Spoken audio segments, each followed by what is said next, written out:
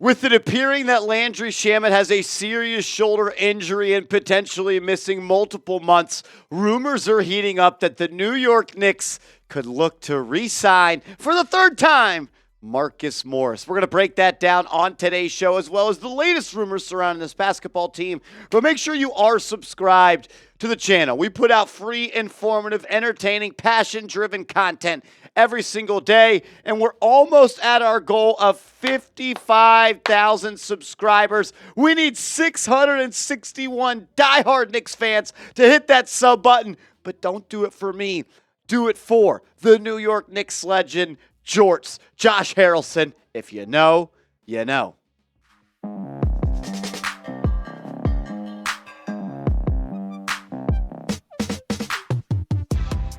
You're watching Knicks Now by Chat Sports. I am your host, Marshall Green. I appreciate every single person for clicking on today's video as we break down the latest news, and that is on Landry Shamet. As the last preseason game the New York Knicks played, he had to leave early with what appeared to be a separated right shoulder. And the last time the Knicks had a player who had a separated shoulder, it ultimately ended their season. That was, though, in January. It is still just October. Maybe Shamet can return, but the idea that this is going to be a quick and speedy recovery, I just do not believe so. Shamet went to Instagram to post a message to just reach out to fans and say thank you for all of the love that he's been getting. And he posted and said, appreciate all the prayers and well wishes. This is just the next obstacle, and to be afraid of an obstacle would go against everything that I am. I welcome them. I'm attacking this rehab. Be back soon. Look, I expect Shamet to recover 100% from this injury. The question is just how long will that take? What is the timetable and the timeline of this injury for Landry Shamet? Usually when you see players separate a shoulder, it's going to be a multiple-month injury. And then you factor in that Shamet is a shooter, and it is his shooting arm. That makes matters even worse. It's an interesting thing because Landry Shamet was on an Exhibit 9 contract. It means it's not fully guaranteed. And with the way the Knicks salary cap and how much room they have below that second apron, which they are hard capped at, it's going to make that 13th, 14th, and 15th roster spot be very tricky. Ian Begley of SNY, one of the best insiders that covers this team, says this: the Knicks could waive Landry Shamet and incur a $15,000 cap hit. The club could then have room under the second apron to add another player on a veteran minimum and convert a two-way player to a standard contract. And we've talked about that before, and we've shown this graphic where the Knicks really only have $3.6 million below that second apron. They cannot exceed that. So how does New York fill out this roster? I'm looking at the bottom left of the screen. Bobby Marks says you could keep Shamet or sign a veteran minimum.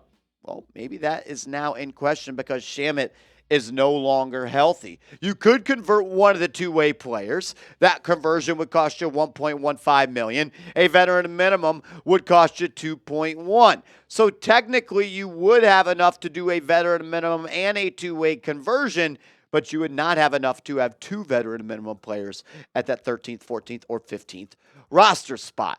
So what do they do next? Begley writes this: so if Shamet is out long-term, New York would likely look to sign another veteran player for that 14th spot. Before Shamet's injury, there was some internal support for adding Marcus Morris Sr. per people familiar with the matter. New York signed Morris Sr. to an Exhibit 10 deal prior to training camp. They had to waive Morris Sr. to execute the Karl Anthony Towns trade. Morris Sr. then declined a training camp invite from the Knicks following them releasing him, completing the trade, and trying to bring him back. I'll say this: once a Knick, always a Knick. And I got a lot of love for Marcus Morris. I'll never forget the season that he was here, and then the Knicks ended up flipping him to the Clippers for a first-round pick, which that first-round pick then turned into Emmanuel Quickley. I would love to bring Morris back if Shamet is gone. You need another wing. You need a guy that can put the biscuit in the basket, and you need a guy that's going to bring some rough, rugged, tenacious swag and just grit to this basketball team. But it's not up to me, and it's not up to Leon Rose at this point. Does Marcus Morris want to come back?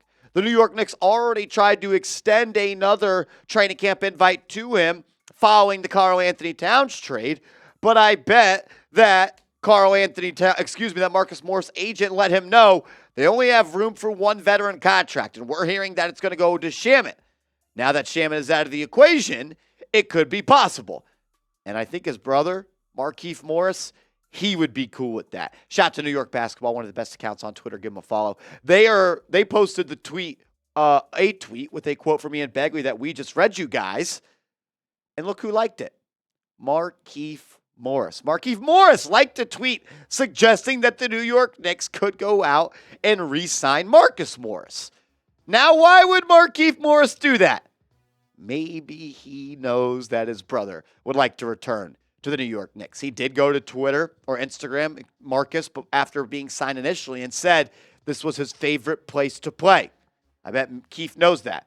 I think Keith may have a little bit of inside information as they have the same tattoos and I believe still share the same bank account as well as other things. Should the Knicks re-sign Marcus Morris? Let me know your thoughts in the comments section. Should you bring back Mook? Type S for sign. Type P for pass. Let me know your thoughts. It's going to be the pinned comment on today's show. So when you get hit with that YouTube ad break, scroll on down and reply to the pinned comment. I would love to bring Marcus Morris back. I'm typing my S for sign. I'm typing my Y for yes. I think Morris would bring a lot of things to this basketball team. And we're going to dive into how the Knicks could sign Morris, what he could bring, and who they would potentially have to waive from their roster to make it happen. But first, I got to give a huge shout out to today's sponsor, Prize Picks. If you like money and you like daily fantasy sports, you need to play Prize Picks. And you can get started by going to prizepicks.com/CLNS and use that promo code CLNS. And Prize Picks will give you $50 for free when you play your first lineup for $5. Play a $5 lineup, get $50 for free. It's daily fantasy sports made easy. All you do is create a lineup of 2 to 6 players, and you simply choose more or less on their projected stat line. My favorite thing about Prize Picks, though, is that they always give you these freebies, and they've got one for opening night. They have slashed the point total for Anthony Edwards to just half a point. That's a freebie. Even if he doesn't score, they're probably still going to give it to you. Give me the more on Anthony Edwards. Give me the more on Steph Curry. And the more on a season-long play for Luka Doncic. You can roll with my picks or fade my picks, but I kindly ask that if you're going to play Prize Picks, you do it by going to prizepicks.com/CLNS and using that promo code CLNS. And they're going to give you $50 for free when you play a $5 lineup. So support the show, support the sponsor, be a real one. Look, I think for a lot of reasons, it makes sense for the New York Knicks to bring back Marcus Morris. And I would love him off the bench for this team. He can score, he's an enforcer, and just make him the Jalen Brunson protector. I believe teams are going to try to rough up Jalen Brunson this year. And if there's anything that if I could nitpick this roster, it would be that they don't really have any, and I'm not trying to diss anybody on this roster, they don't got any junkyard dogs. They don't got anybody that you could throw out there that's going to intimidate some people beyond the basketball court. They don't have anybody that can go out there and start a fight and probably win a fight. And they need a guy to have Brunson's back because teams are going to rough up Brunson. People are going to put him on the ground this year.